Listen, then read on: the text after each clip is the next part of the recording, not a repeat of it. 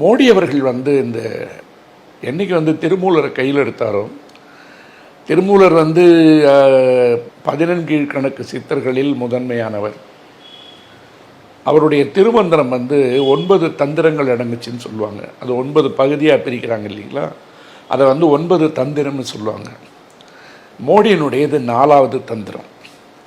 4வது தந்திரம் எப்படி சொல்லிங்கன்னா, அந்த தந்திர முறைகள் இருப்பாருங்க, ஒன்று ஒன்றா அவர் வந்து அட்டம் பண்ணுறார் தமிழ்நாட்டில்.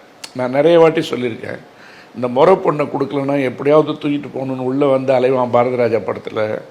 அந்த மாதிரி மோடிக்கு வந்து தமிழ்நாட்டு மேலே இருக்க மோகம் வந்து எத்தனை முறை மறுக்கப்பட்டாலும், எத்தனை முறை நிராகரிக்கப்பட்டாலும், தான் ஏன் மறுக்கப்படுகிறோம், நிராகரிக்கப்படுகிறோம் என்கின்ற ஆதங்கம் அதிகமாக இருக்கின்ற காரணத்தால் அவர் தமிழ் மீதும் தமிழர்கள் மீதும் ஒரு தீரா காதல் கொண்டிருக்கிறார் நான் சொல்வேன். இந்த 4வது தந்திரம் ஏன் இதை சொல்கிறேன்னு கேட்டிங்கன்னா, வேட்டி கட்டிலாம் கட்டிட்டு வந்து மகாபலிபுரத்தில் வந்து முதல் தந்திரத்தை ஆரம்பித்தார். ஆமாம், அந்த சீன அதிபரோட. ஆமாம், குப்பையெல்லாம் கூட பொறுக்குனார், எடுபடல.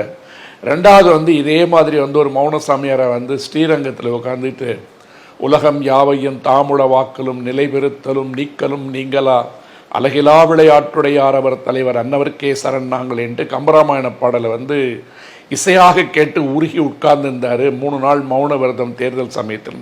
2வது தந்திரம். 3வது தந்திரம் வந்து கன்னியாகுமரியில் இருக்கிற விவேகானந்தர் பாறையில் போய் உட்காந்துட்டு மௌன தவம் இருந்தார். அங்கே தான் தேர்தல் சமயத்தில் வந்தார். தேர்தல் சமயத்தில் இங்கே வந்து இந்த அயோத்தி கோயிலுக்கு முன்னாடி வந்தார். சரிதானே? திருத்திக்கிறேன். அயோத்தி கோயிலுக்கு முன்னாடி வந்தார். அப்போ தான் வந்து ஸ்ரீரங்கத்தில் வந்து அங்கே இருக்கிற பெருமாள் வந்து ராமருடைய குலதெய்வம்னாங்க. அப்புறம் காஞ்சிபுரத்தில் இருக்கிற காமாட்சி அம்மன் வந்து அவருடைய குலதெய்வம்னாங்க. இந்த மாதிரி 3-4 தந்திரங்கள் வந்து இது 4வது தந்திரம். இன்னொரு 5 தந்திரம் இருக்கலாம். திருமூலருடைய வாக்கு 8 மாதம் இருக்குல்ல தேர்தலுக்கு. அதனால் வந்து இந்த 4வது தந்திரமாக தமிழ்நாட்டிற்குள் நுழைகின்ற ஒரு தந்திரத்தை வந்து மோடி வந்து மறுபடியும் என்ன சொல்கிறது, விக்ரமாதித்தன் மாதிரி மீண்டும் தனது முயற்சியில் மனம் தளராத விக்ரமன்